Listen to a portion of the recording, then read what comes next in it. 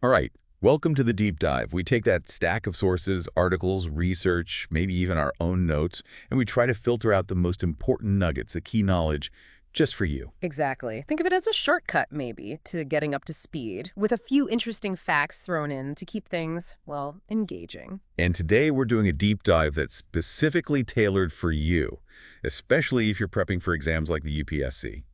We're zeroing in on daily current affairs using material from June 17th, 2025. This is part one of the sources we've got. Yeah, and it's worth mentioning you might recognize some of these topics. We might have touched on them before. Which is great. Makes it a perfect opportunity for a bit of revision. Reinforce those key ideas. Definitely. Our goal today is pretty simple. Help you quickly grab the essential info from these sources and, crucially, understand why it matters. Ready to jump in? Absolutely. Looking through this material, it really is a wide range. We've got international conflict, domestic finance, some cutting-edge science, legal stuff, environment. It's a lot. It is. But connecting these dots, seeing how these seemingly separate things fit together, that's where the real understanding comes from, I think. Okay, let's kick off with the big international story dominating the sources. There's been a major escalation in the Middle East. Yes. The sources mention Iran launching something called Operation True Promise 3. And in response, Israel's Operation Rising Lion. Right. And these operations, they apparently targeted military sites and, significantly, nuclear infrastructure. Okay, that's serious. To really get this, we need a bit of background. What's the history driving this conflict? Well, the key thing the sources highlight is the big shift back in 1979.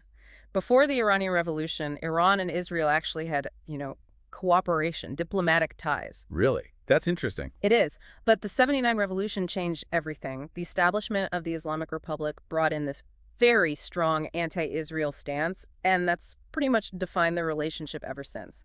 Decades of hostility. So a fundamental political shift is at the root of it. And what about the immediate causes of this current friction, according to the sources? The material points to two main drivers. First, there's Iran's nuclear program. This is seen by Israel and others, too, as an existential threat. Right. The sources remind us about that IAEA report, the one saying Iran was enriching uranium up to 60%. That's way beyond what's allowed under the Non-Proliferation Treaty. A clear breach. Definitely.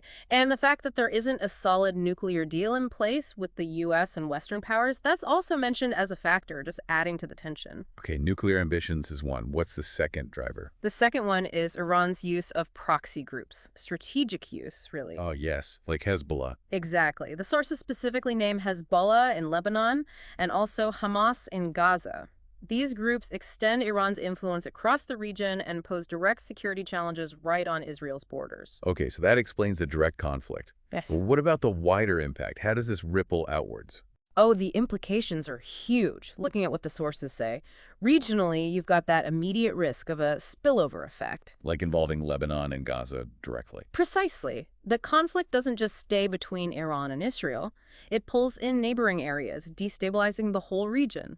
And that instability hits global trade, doesn't it? Okay. Especially those crucial shipping routes. Absolutely. The sources really hammer this point. Think about the Strait of Hormuz, the Red Sea. These are vital maritime choke points. Yeah. Any major conflict there throws a wrench into global shipping. So much of the world's oil and goods pass through those narrow waters. Which leads straight to energy security concerns. A A big worry for India, I imagine. huge worry. The sources explicitly flag India's vulnerability.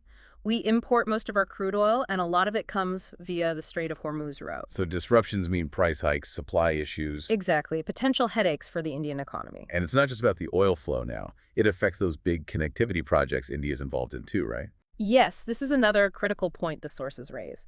This instability could really undermine major initiatives like the India-Middle East-Europe Economic Corridor, the IMEC. And the INSTC. And the International North-South Transport Corridor, yes. Yeah. These projects are all about boosting trade and connectivity for India.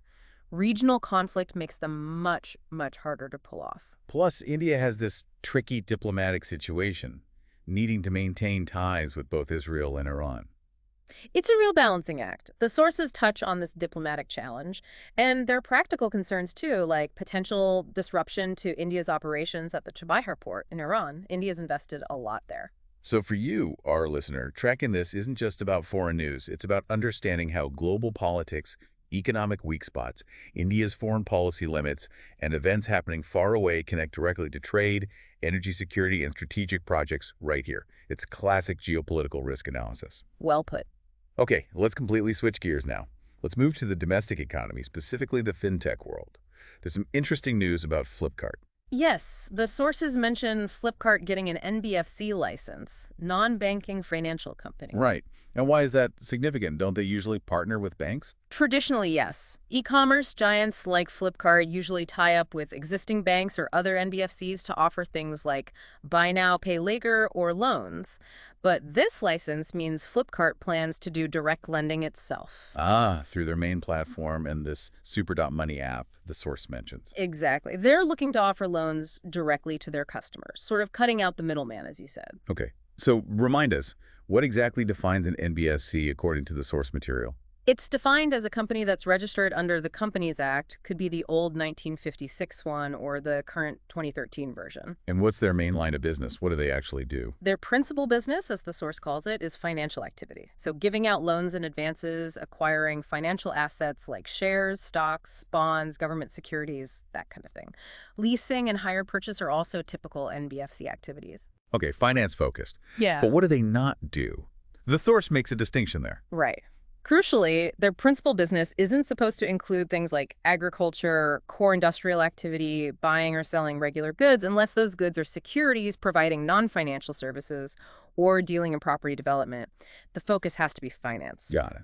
And who regulates them? Who keeps an eye on these NBFCs? That would be the Reserve Bank of India, the RBI. They regulate NBFCs under the powers given by the RBI Act of 1934. Okay, so under the central bank's watch, how big a deal are NBFCs in the Indian economy overall? Are they growing? They're becoming increasingly important, according to the sources. In 2023, their contribution to India's GDP was around 12.6%. That's quite substantial. Yeah. And they dominate certain lending segments, like consumer durables, think washing machines, TVs. They apparently accounted for nearly 61% of lending in that space in 2023. Almost two-thirds. That's huge. It is. And another interesting point from the source, citing Boston Consulting Group data, is that NBFCs actually outpaced commercial banks in credit growth in fiscal year 25. So yes, they're definitely growing fast and gaining influence. This leads to a really crucial distinction, especially for exams. What are the key differences between an NBFC and a regular bank? This is vital to understand. The sources list three main differences. First, NBFCs cannot accept demand deposits, meaning the kind of deposits you put in a current or savings account, where you can withdraw your money anytime using a check or an ATM. NBFCs can accept term deposits, but not demand deposits. Okay, no regular savings accounts. What else? Second, they are not part of the main payment and settlement system, so you can't issue a check drawn on an NBFC account itself like you would with a bank check. Right, no checkbooks from NBFCs. And the third difference? This is important for depositors. The deposit insurance cover from the DICGC, the Deposit Insurance and Credit Guarantee Corporation, which protects bank deposits up to a certain limit. That protection is generally not available for people who deposit money with NBFCs, even the deposit-taking ones. That's a critical risk difference for consumers. So understanding this Flipkart news means understanding a key part of India's financial sector, the role of the RBI, and how digital platforms are blurring the lines with traditional finance. Very relevant. Definitely. Okay, let's pivot again, this time to healthcare and a medical breakthrough. The sources talk about Spark being used for the first time to treat a specific type of cancer. Yes, adenoid cystic carcinoma, or ACC. It's described as rare, often found in salivary glands, or the head and neck region. And Spark is the new treatment. What is it? Spark stands for step-and-shoot proton arc. The source explains it's an advanced type of radiation therapy. Okay, maybe just quickly remind us, how does radiation therapy generally fight cancer? The basic idea is to use beams of high energy, like X-rays, or in this case protons, to damage the DNA in cancer cells. This damage either kills the cells directly or stops them from growing and multiplying. So Spark is a newer way of delivering that radiation. How does it work? It uses protons, which are these subatomic particles with a positive charge. The key advantage, the source suggests, is that protons can be controlled to release most of their energy at a specific depth in the body right in the tumor and then stop. This helps spare the healthy tissue beyond the tumor. Spark is a technique to deliver this proton therapy very precisely. Sounds very targeted. How is it actually delivered?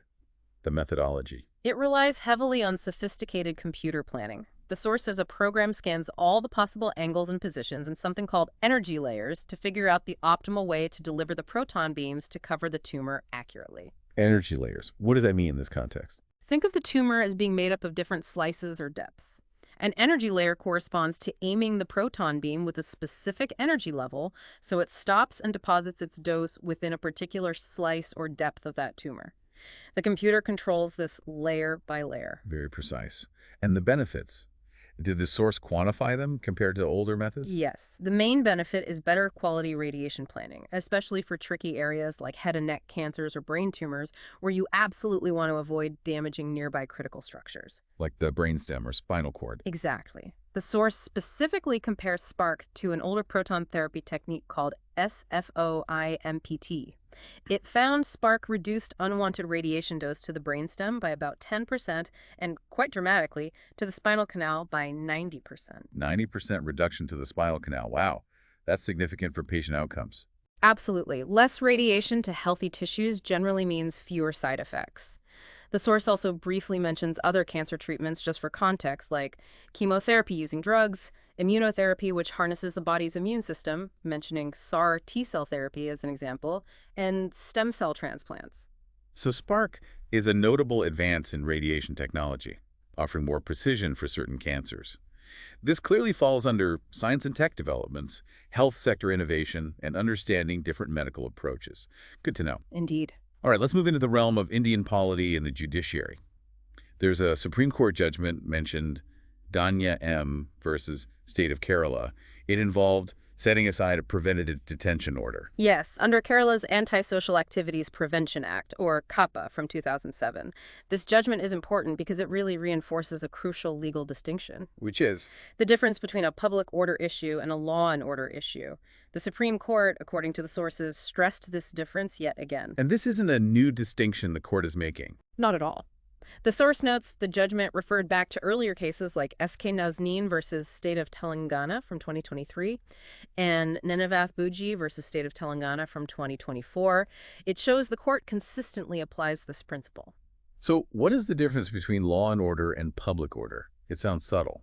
The source explains it's about the degree and extent of the reach of the act in question on society. Think of it this way. A law and order problem might be a specific crime affecting an individual or a small group. It disrupts their lives, but maybe not the community's overall peace. Okay. A public order issue, on the other hand, is something more widespread. It disturbs the peace and tranquility of the community as a whole, affecting the even tempo of life, as courts sometimes put it. I see. And in this Kerala case, the detention was overturned because the person's actions were seen as falling into the law and order category, not rising to the level of threatening public order.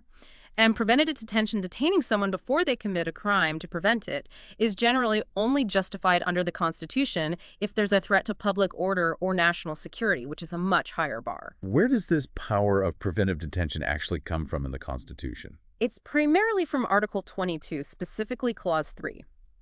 This clause creates an exception to the usual protections against arrest and detention, found in Clauses 1 and 2, allowing the state to detain people preventively for reasons like maintaining public order or security.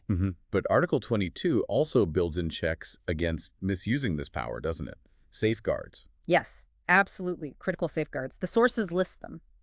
Detention generally can't exceed 3 months unless an advisory board made up of high court judge-level individuals reviews the case and approves longer detention. Also, the person detained must be told the grounds for their detention as soon as possible. And crucially, they must be given the earliest opportunity to make a representation, basically to argue against their detention. That seem like important checks. They are essential. The sources also quickly mention other landmark SC cases on preventive detention to provide context.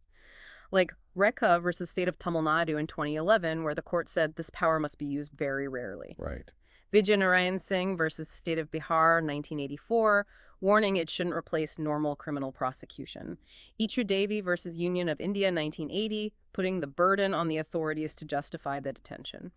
And even the early A.K. Gopalan case from 1950, which upheld the original law but started the process of judicial scrutiny. So this latest judgment fits into that long line of cases balancing state security needs with individual liberty under Article 21 and 22. crucial stuff for understanding Indian polity, fundamental rights, and the role of the judiciary. Precisely. Okay, another shift. Let's look at India's energy scene, specifically wind energy. Some positive numbers being reported here. Yes, the sources highlight that India's installed wind energy capacity grew by over 10.5% to reach 51.5 gigawatts as of May 2025. This news came out around Global Wind Day, June 15th. And how does that fit into the bigger picture of renewables in India? It's part of a strong overall trend. The sources give the total renewable energy capacity as about 226.7 gigawatts, which is up over 17% year on year. Yeah. Solar power growth was even higher, over 31%. So renewables are definitely expanding. Where does India stand globally in wind power? Quite high, actually. India ranks fourth in the world for installed wind power capacity and third largest renewable energy producer overall. That's significant. How has the wind capacity grown over, say, the last decade? The data shows solid growth. Back in 2014, it was around 21 gigawatts. Now, as mentioned, it's 51.5 gigawatt as of May 2025, so it's more than doubled in about 10 years. And within India's energy mix, where does wind fit in? It's the second biggest contributor to our renewable energy capacity, right after solar. The sources also list the states with the highest potential. Gujarat, Maharashtra, Karnataka, Tamil Nadu, and Andhra Pradesh are mentioned. Has government policy helped drive this growth? What initiatives are mentioned? Several are listed. There's a CCDC wind initiative focused on better wind resource data. The National Wind-Solar Hybrid Policy from 2018 aims to promote projects combining both for steadier outputs. What about offshore wind? That seems like a big potential area. Yes, there's support for that too. Viability Gap Funding, or VGF, is available for offshore wind projects linked to a 2015 policy. Other measures mentioned include the Green Energy Open Access Rules from 2022, making it easier for users to buy green power, and the Renewable Purchase Obligation, or RPO, which mandates that utilities buy a certain amount of renewable energy. So clear policy backing and good growth numbers. But are there challenges? The sources usually mention roadblocks too. Oh, yes. The issues involved section points to several. Infrastructure limitations are a big one. Things like grid instability, the grid struggling to handle fluctuating wind power, needing better transmission lines, and sometimes just not having the mechanism to get the power from the wind farm onto the grid efficiently. Power evacuation, they call it. Okay, grid issues. What else? Economic factors. Things like the minimum project size often being quite large, requiring huge upfront investment. And financial risks because the prices paid for wind power, the tariffs, can fluctuate. Makes sense. Any technical hurdles? Yes, technical challenges are also listed. Installing and commissioning these massive wind turbines is complex work. Just transporting the huge blades and towers to remote sites can be a major logistical headache. And then there's the ongoing specialized maintenance required. So, positive trajectory, but grid integration, finance, and technical complexities remain key areas to watch. This whole topic touches on environment, renewables, economy, infrastructure, government policy. Lots of relevant angles for UPSC. Right, let's power through a few more quick updates from the sources, covering a mix of areas. First up, the CAG Comptroller and Auditor General. Yes, the news is that the CAG has set up a dedicated separate unit just for auditing state-level public sector undertakings, the PSUs. And just a quick refresher, the CAG's main job is? The CAG is the constitutional body, under Article 148, responsible for auditing all expenditure of the central and state governments and government-owned entities. They ensure financial accountability. Their reports go to Parliament or state legislatures, usually examined by the Public Accounts Committee. Got it. Next, DNA profiling. It was mentioned in relation to the AI-171 crash victims. Right. DNA profiling is that forensic technique using unique DNA patterns to identify individuals. The source mentions specific methods useful in difficult situations like a crash, such as mtDNA analysis that works on degraded samples and traces the maternal line, or SMP analysis, which can work on tiny or highly degraded DNA fragments, maybe even match personal items. Useful tech in tragic circumstances. Okay, Cyprus was in the news because of the Indian PM's visit. Quick geography facts. Island in the Eastern Mediterranean, EU member, third largest island in the Med. Key neighbors are Turkey, Syria, Lebanon. It has mountains like the Kyrenia and Krudos ranges. Mount Olympus is the highest peak. Capital's Nicosia. Places in news, always good to note. Definitely. Yeah. Then the DGCA ordered extended surveillance on some Boeing 787s in India. The DGCA, Directorate General of Civil Aviation, is India's main air safety regulator.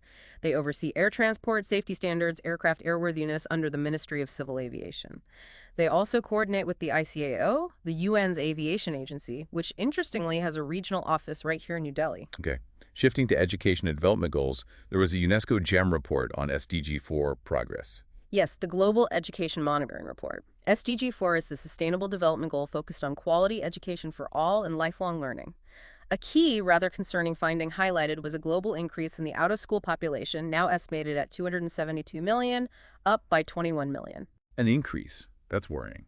It is, and the report specifically mentioned India and Pakistan as having the largest absolute increases in the number of out-of-school 6 to 17-year-olds between 2019 and 2024. Around 9 million more in India, 9.7 million in Pakistan. Oof. Important data point for social issues and SDG tracking. Okay. The third UN Ocean Conference, UNOC3, also concluded recently. Yes, held in Nice, France, co-hosted by France and Costa Rica.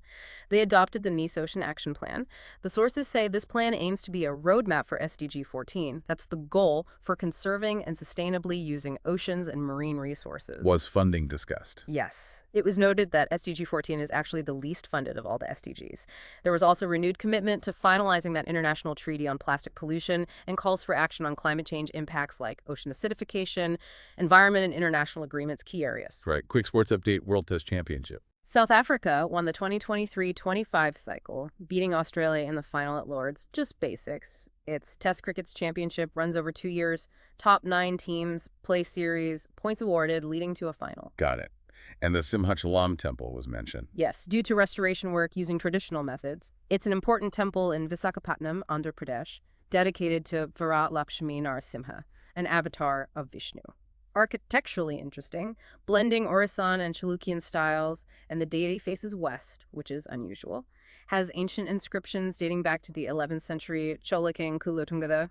Art, culture, history link there. Finally, NACSHA training. NACSHA, National Geospatial Knowledge-Based Land Survey of Urban Habitations. It's a pilot project under the broader Digital India Land Records Modernization Program run by the Ministry of Rural Development. And its goal? To basically modernize urban land records in 157 specific towns or cities initially.